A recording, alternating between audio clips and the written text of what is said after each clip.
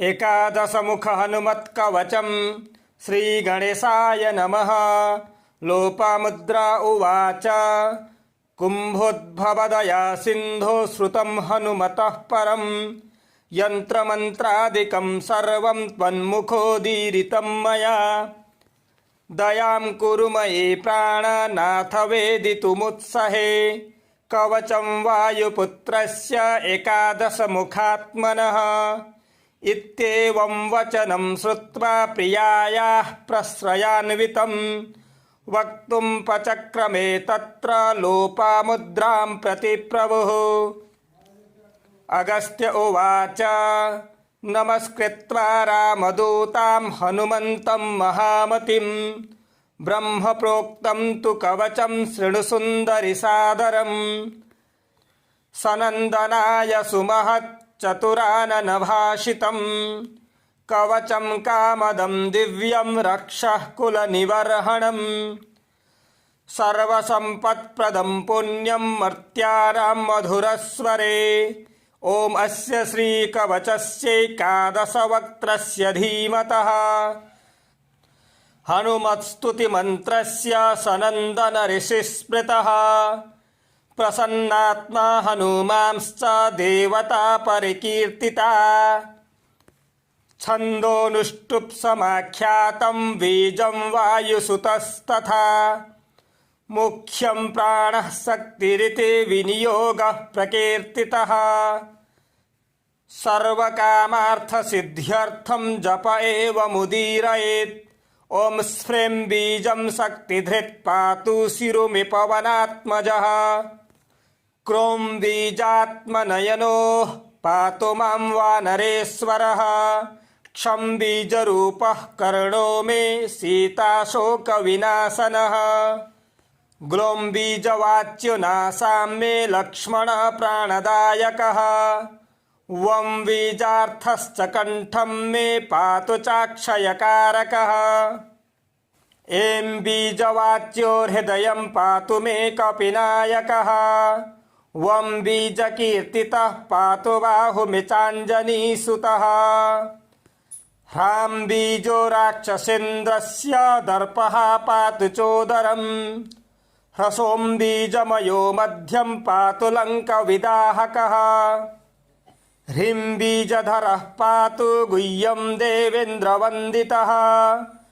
रं तेजात्मा सदा पातु चोरुवार्धिलं घनः। सुग्रीवसचिवः पातु जानुनीमि मनोजवः। पादौ पादतले पातु द्रोणाचलधरो हरिः। अपादमस्तकं पातु रामदूतो महाबलः। पूर्वे वानरवक्त्रो मामेज्ञां क्षत्रियान्तकृत्। दक्षिणे नारसिंहस्तो नैऋत्यां गणनायकः। वारुण्यां दिशि मामव्यात् खगवक्त्रो हरीश्वरः। वायव्यां भैरवमुखः कौवेर्यां पातु मां सदा। क्रोडास्यः पातु मां नित्यमेशान्यां रुद्ररूपधृक्। ऊर्ध्वं हयाननः पातु गुह्याधः सुमुखस्तथा। रामास्यः पातु सर्वत्र सौम्यरूपो महाभुजः। इत्येवं रामदूतस्य कवचं यः पठेत् सदा एकादशमुखस्येतद्गोप्यं वे कीर्तितं मया। रक्षोघ्नं कामदं सौम्यं सर्वसम्पद्विधायकम्। पुत्रदं धनदं चोग्रशत्रुसङ्घविमर्दनम्। स्वर्गापवर्गदं दिव्यं चिन्तितार्थप्रदं शुभम्। एतत्कवचमज्ञात्वा मन्त्रसिद्धिर्न जायते। 40 पठेच्छुद्धात्मको नरः। एकवारं पठेन्नित्यं कवचं सिद्धिदं पुमान्। द्विवारं वा त्रिवारं वा पठन्नायुष्ममाप्नुयात्। क्रमादेकादशादेव मावर्त्य न जपात्सुधीः। वर्षान्ते दर्शनं साक्षाल्लभते नात्र संशयः। यं यं चिन्तयते चार्थं तं तं प्राप्नोति पूरुषः ब्रह्मोदीरितमेतद्वितवाग्रे कथितं महत् इत्येवमुक्त्वा वचनं महर्षिस्तूष्णीं बभूवेन्दुमुखीं निरीक्ष्य सम्हृष्टचित्तापि तदा तदीया पादौ ननामाति मुदा स्वभर्तुः। ॐ श्रीगणेशाय नमः। लोपामुद्रा उवाच कुम्भोद्भवदया सिन्धो श्रुतं हनुमतः परं यन्त्रमन्त्रादिकं सर्वं त्वन्मुखोदीरितं मया दयां कुरु मयि प्राणनाथ वेदितुमुत्सहे कवचं वायुपुत्रस्य एकादशमुखात्मनः इत्येवं वचनं श्रुत्वा प्रियायाः प्रश्रयान्वितं वक्तुं पचक्रमे तत्र लोपामुद्रां प्रति प्रभुः। अगस्त्य उवाच नमस्कृत्वा रामदूतां हनुमन्तं महामतिं ब्रह्मप्रोक्तं तु कवचं शृणु सुन्दरि सादरम् सनन्दनाय सुमहच्चतुराननभाषितं कवचं कामदं दिव्यं रक्षः कुलनिवर्हणम् सर्वसम्पत्प्रदं पुण्यं मर्त्यानां मधुरस्वरे। ॐ अस्य श्रीकवचस्यैकादशवक्त्रस्य धीमतः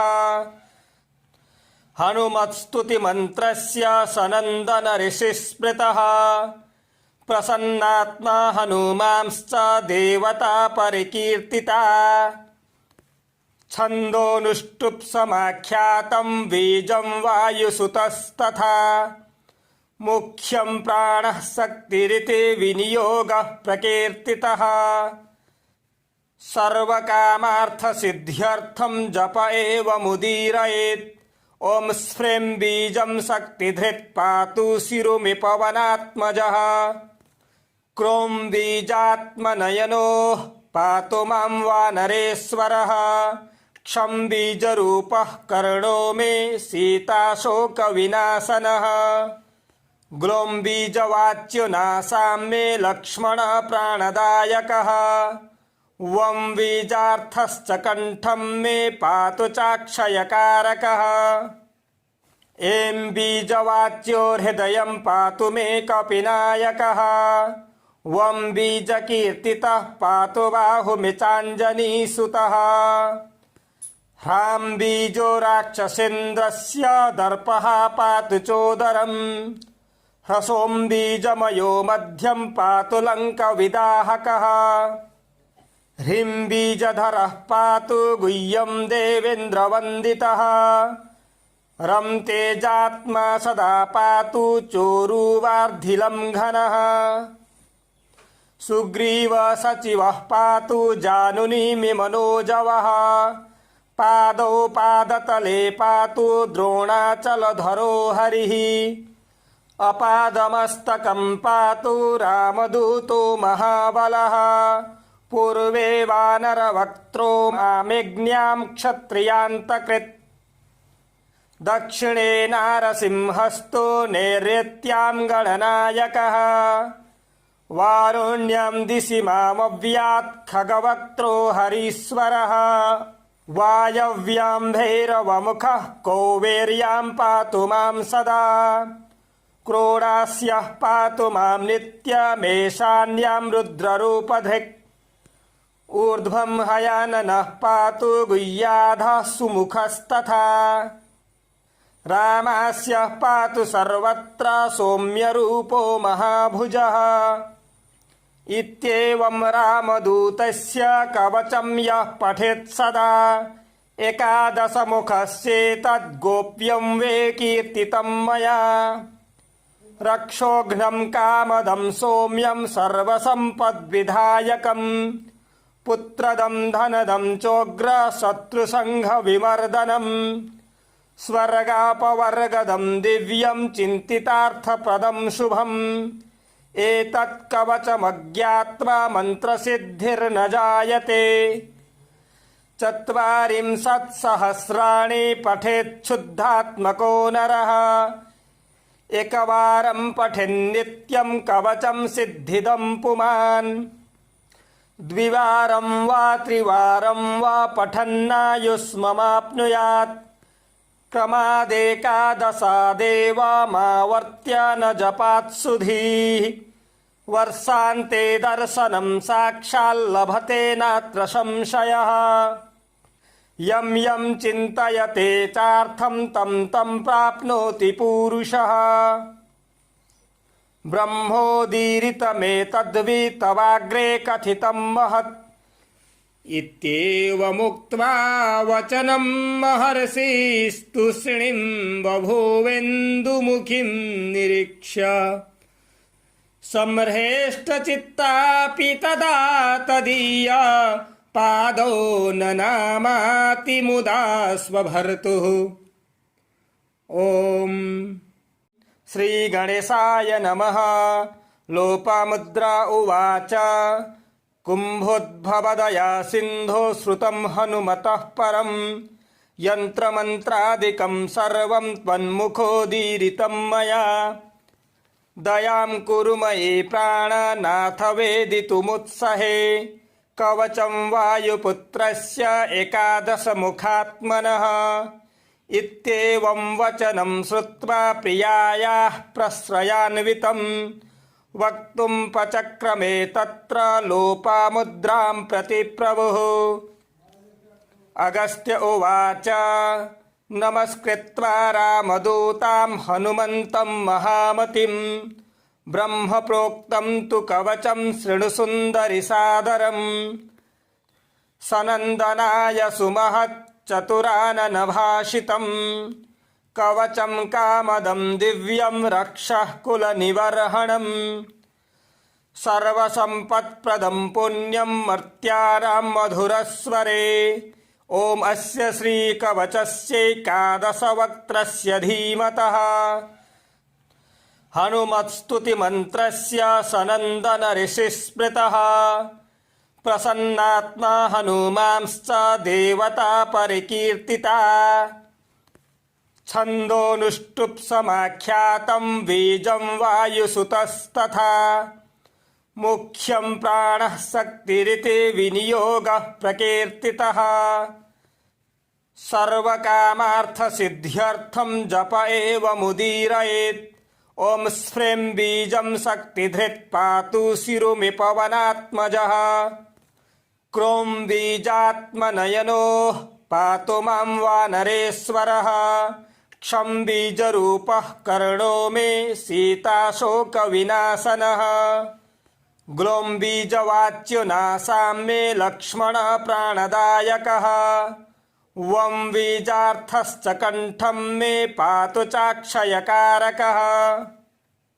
ऐं बीजवाच्यो हृदयं पातु मे कपिनायकः वं बीजकीर्तितः पातु बाहुमे चाञ्जनीसुतः ह्रां बीजो राक्षसेन्द्रस्य दर्पः पातु चोदरम् ह्रसों बीजमयो मध्यं पातु लङ्कविदाहकः ह्रीं बीजधरः पातु गुह्यं देवेन्द्रवन्दितः रं तेजात्मा सदा पातु चोरुवार्धिलं घनः सुग्रीवसचिवः पातु जानुनीमि मनोजवः पादौ पादतले पातु द्रोणाचलधरो हरिः अपादमस्तकं पातु रामदूतो महाबलः पूर्वे वानरवक्त्रो मामेज्ञां क्षत्रियान्तकृत् दक्षिणे नारसिंहस्तो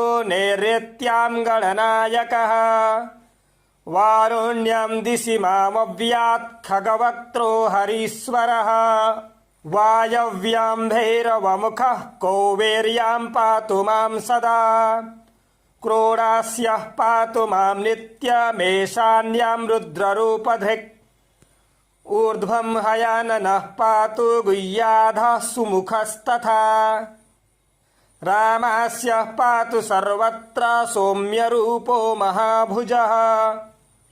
इत्येवं रामदूतस्य कवचं यः पठेत् सदा एकादशमुखस्येतद्गोप्यं वे कीर्तितं मया। रक्षोघ्नं कामदं सौम्यं सर्वसम्पद्विधायकं पुत्रदं धनदं चोग्रशत्रुसङ्घविमर्दनम् स्वर्गापवर्गदं दिव्यं चिन्तितार्थप्रदं शुभम् एतत् कवचमज्ञात्वा मन्त्रसिद्धिर्न जायते।